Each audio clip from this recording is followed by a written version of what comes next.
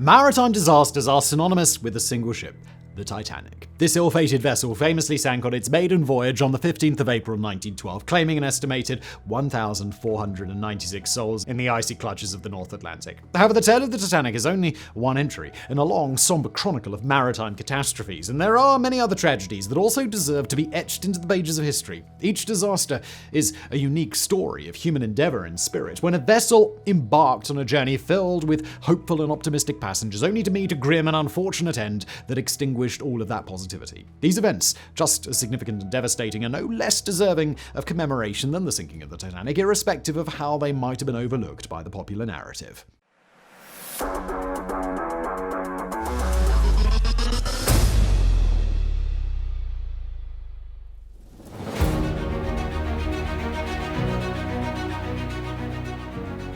On a calm day in April 1963, the shipbuilders of Onomichi Zogen in Hiroshima, Japan, launched a passenger ferry named the Himayuri Maru. Designed to accommodate 608 passengers, it started out its life as a sturdy and reliable vessel ferrying passengers to Japan's many islands. However, under the ownership of Sulpicio Lines in October of 1975, its destiny changed. The Himayuri Maru, renamed the Don Sulpicio, found a new home in the Philippines and a new route from Manila to Cebu. It was again renamed in 1979 to the Doña Paz after a small fire forced a refurbishment. It then continued serving the Manila-Tacloban route until meeting its grim fate just under a decade later. That happened on the 20th of December 1987, a day that would go down in infamy as the day that the most single deadly maritime disaster during peacetime occurred. This video is sponsored by Policy Genius, your one-stop shop finding and buying the life insurance that you need at the right price. But before we dive in, let's talk about why life insurance is so important. If you've got a family, you know how much your loved ones depend on you. In a worst-case scenario, you wouldn't want them to worry about money, and that's where life insurance comes in.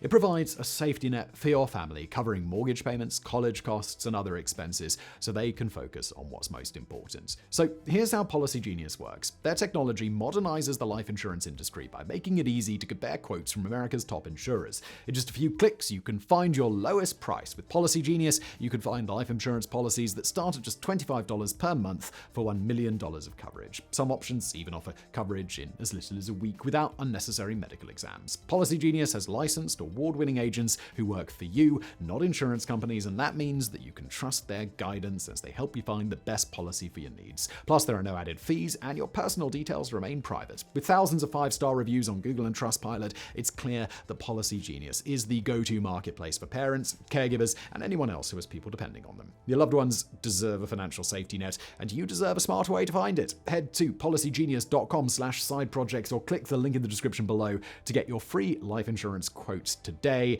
and see how much you can save. Thanks to Policy Genius for sponsoring this video, and now back to it. Departing from Tacloban, the Doña Paz was en route to Manila, carrying many more passengers than it was legally permitted to carry. Accurate passenger numbers are impossible to ascertain, as this overcrowding was a result of flagrant corruption by Sulpicio Lines, whose staff were easily bribed into allowing extra passengers to slip under the rope, and thus accurate numbers are not available. But the official estimate is 4,386 people, over 2,000 more than the ship's legal maximum capacity. That night, as passengers slumbered on every inch of space available on the crammed ship, it collided with the oil tanker MT Vector, which had been put out to sea in a frankly shambolic state, lacking a lookout, a qualified master, and a valid license. It was completely unseaworthy. The collision ignited the tanker's volatile cargo, and an inferno began raging on the Vector, an inferno that soon spread to the Doña Paz.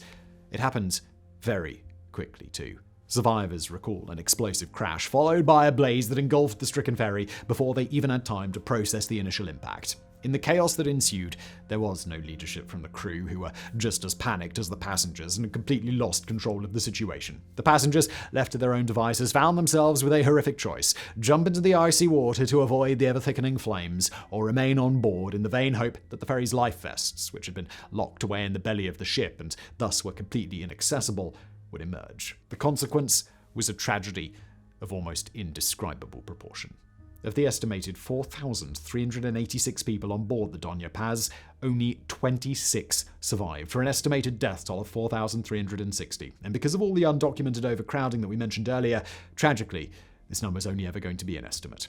The incident sparked a period of introspection and blame shifting. Initial investigations found negligence on the part of the Doña Paz's crew, with it being discovered that only one apprentice was monitoring the ship's bridge at the time of the incident, in addition to the extreme overcrowding that we discussed earlier. Neither the Doña Paz's nor the Vector's operators wanted to accept any blame initially, but ultimately it was the Vector which was deemed responsible for the accident by the Philippines Coast Guard Marine Board of Inquiry, on account of the shambolic state of the ship. Sulpicio Line's legal exoneration did little to quell the public's anger, rather. The people of the Philippines were furious at what they saw as gross negligence on their part and demanded compensation for all the passengers on board, both documented and undocumented, a demand which the company eventually acquiesced to as the public backlash grew ever stronger.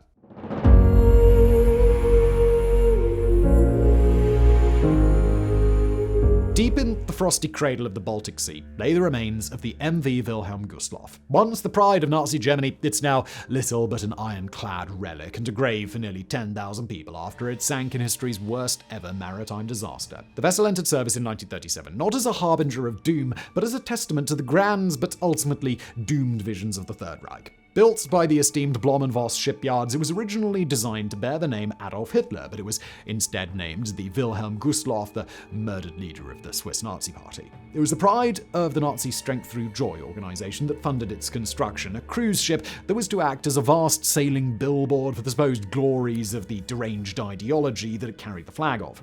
Throughout its initial voyages, the Wilhelm Gustav wore many hats: a rescue ship, a polling station for German and Austrian expatriates living in England, and a transport vessel for the Condor Legion returning from the Spanish Civil War. However, its function became explicitly material when World War II broke out, being requisitioned by the Kriegsmarine, the German Navy, in 1939.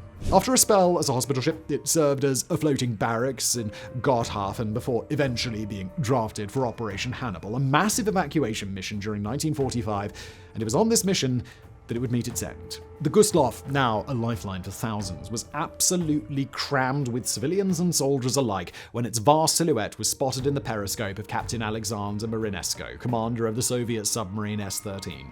He immediately ordered his submarine to intercept on the port side. Facing no resistance from the frozen solid defenses of the Pressgang cruise ship, and it fired a barrage of 3 torpedoes. The catastrophic aftermath was swift. The engine room was obliterated, power and communications failed, and panic ensued as the Gustav rapidly began taking on water.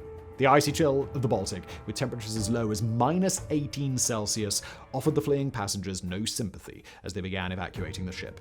A few managed to make it to lifeboats, some took their chances and jumped straight into the sea, but many more were trapped deep within the overcrowded ship and had no chance of escape. Tragically, for the majority on board, one way or another, they shared the same fate, vanishing beneath the icy waves of the Baltic Sea. Less than 40 minutes after the devastating attack, the once magnificent Wilhelm Gustav was reduced to a sunken hulk, its bow pointing heavenward in a last act of defiance as it fell beneath the waves. German forces saved a mere fraction of its passengers, rescuing 1,252 souls, most of whom had been among the lucky few to make it to lifeboats. The sinking of the Wilhelm Gustav is a macabre milestone in maritime history. The estimated loss of life is staggering at 9,400, the most ever recorded in a single sinking. As it stands, the Gustav, now a watery grave classified as obstacle number 73 on Polish navigation charts, silently rests 35 kilometers off the coast of Liebe, shrouded in the Baltic's chilling embrace. Despite attracting numerous treasure hunters, the Polish Maritime Office in Gdynia has forbidden any incursions within a 500-meter radius of the wreck, ensuring that the Gustav's icy tomb remains largely undisturbed.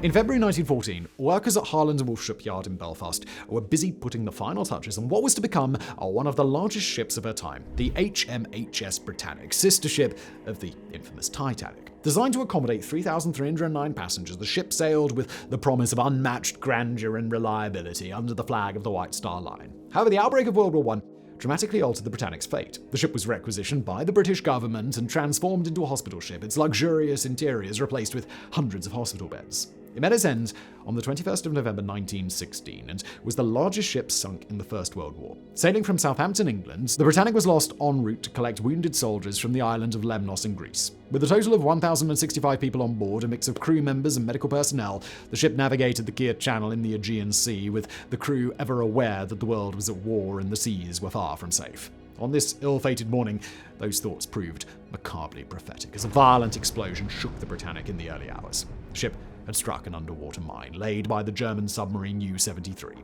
The explosion tore open the starboard side, flooding 6 of the ship's watertight compartments. Even with very decent safety features for its time, the Britannic was critically wounded and was going down. The ship's captain, Charles Bartlett, attempted to beach the ship on the nearby island of Kea, but the incoming water and the ship's rapidly increasing list made this effort futile. In less than an hour, the Britannic succumbed to its wound and descended beneath the Aegean Sea. The ship, once a beacon of hope for wounded soldiers, had become another casualty of the war.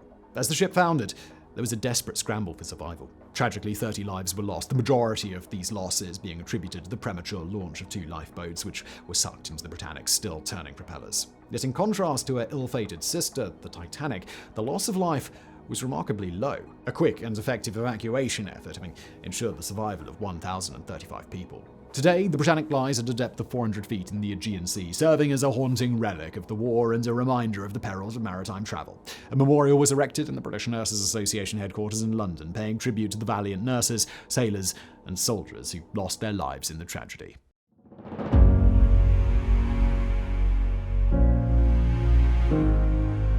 On a crisp January morning in 1906, the shipwrights of the Fairfield Shipbuilding and Engineering Company in Glasgow, Scotland, proudly launched the RMS Empress of Ireland. Constructed to carry 1,580 passengers, it was a symbol of optimism, offering a new world of speedy and luxurious possibilities to those who journeyed across the Atlantic. Operating under the flag of the Canadian Pacific Steamship Company, it plied the route from Quebec City to Liverpool. However, an ill-fated night on the 29th of May 1914 forever tore away her reputation for speed and dependability and replaced it with one for horror and tragic loss of life. Laden with 1,477 souls, it began to navigate through the St. Lawrence River, which had been encased by a thick and deep fog. All appeared well, and the mood was jovial and calm. But unbeknownst to those on board, an impending disaster was steaming towards them through the fog. That disaster was the Norwegian collier SS Storstad, which appeared out of the fog with all the speed of a phantom and struck the Empress of Ireland. The Storstad, with its ice-breaking reinforced bow, inflicted a mortal wound on the Empress's starboard side, tearing it wide open. This brutal collision, coupled with the open watertight doors of the Empress, sealed the fate of the once magnificent ship.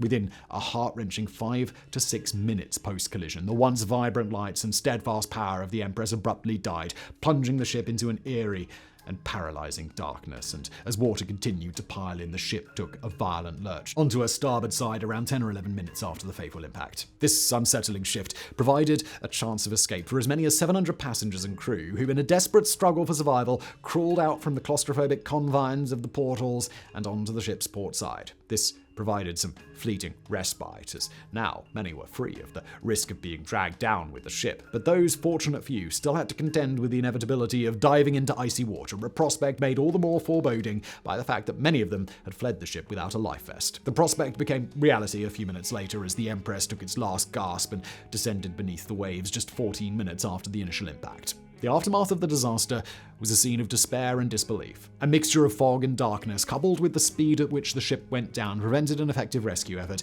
and the frantic cries of many initial survivors echoed hauntingly through the still night as their chorused cries got quieter and quieter. As the shock slowly lifted and the scale of the catastrophe began to sink in, the world stood in stunned silence. Only 465 of the 1,477 on board survived, marking the sinking as one of the deadliest peacetime maritime tragedies, even to this day.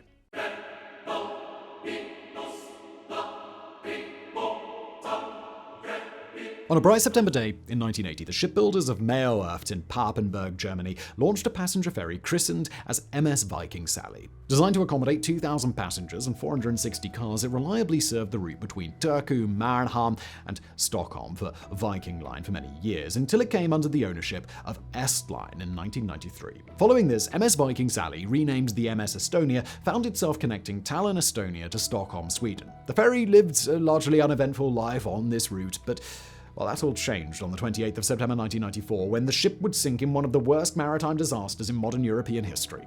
On board were 989 people, 803 passengers and 186 crew. Outside, a severe storm was battering up against the ship, with waves reaching a daunting height of up to 20 feet at times. These conditions were harsh, but nothing that the Estonia wasn't used to. The weather of the Baltic Sea was hardly a mystery after all, and the Estonia had been built with exactly these poor and ultimately routine conditions in mind. But on that fateful night, it all went terribly wrong. As the ship pounded its way through the storm, those on board who were still awake heard great cracking sounds emanate from the front of the vessel. To the untrained ears, these cracks would have sounded like just another great wave impacting the ship. But to those astute few who knew better, the cracks had an ominous metallic sound to them. The cause? The locks that secured the ship's bow visor, a structure that opened to allow vehicles on and off, were giving way one by one. When the final one broke, the Estonia was confronted with a disaster of colossal proportions. The visor was pulled cleanly away from the ship, leaving an enormous hole through which icy cold water started pouring in. The car deck quickly flooded, and the ship began listing severely. The passengers were thrown into absolute disarray, the list making the ship all but impossible to traverse as up became right and right became down. The ship was rapidly transforming into a death trap. This disastrous situation was not meant to happen. The ship's designers, specifically noting the bow visor as a point of potential weakness, had designed the vehicle ramp to act as a secondary barrier against water ingress, one that would hold out against all but the tallest of waves and allow the ship to either make it safely to port or stay afloat long enough for a full evacuation. But for some reason, this didn't work. Reports are mixed on whether or not the ramp was up at the time of the sinking and simply didn't work as planned, or was lowered at the time of the sinking, so thus never had the chance of doing its job. Either way, this secondary defense failed, and thus sealed the Estonia's fate. Due to this enormous hole, it didn't even take an hour for the Estonia to disappear beneath the waves. Of the 989 people on board, only 137 survived the sinking, bringing the final death toll to 852. In memory of the lost lives, a memorial was erected at the site of the disaster on the island of Hiiumaa in Estonia. Every year, on the anniversary of the disaster, a ceremony is held to remember the victims.